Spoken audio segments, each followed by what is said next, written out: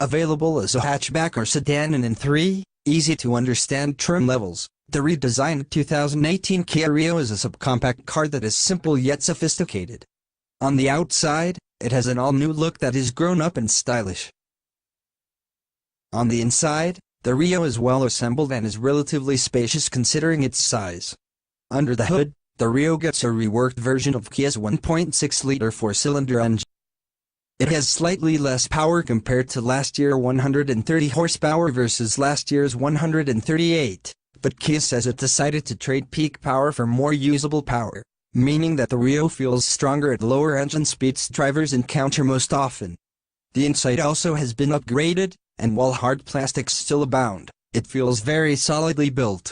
The redesigned dash and gauge cluster managed to look upscale as well, so even though the Rio is a budget-priced car, it doesn't feel cheap. We think the interior presents itself better than those of cars costing thousands more. A retuned suspension and a little extra heft mean the 2018 Rio feels more substantial on the highway. It's also nimble and relatively sporty around corners. The standard 1.6-liter engine is actually down on power this year, but Kia reports that acceleration times have improved. The new suspension is on the firm side, but it feels planted rather than harsh. Headroom and legroom in the Rio are acceptable, allowing a 6-footer to sit comfortably in the front or the rear but not both if the front seat is extended. Taller drivers will appreciate the telescoping wheels range.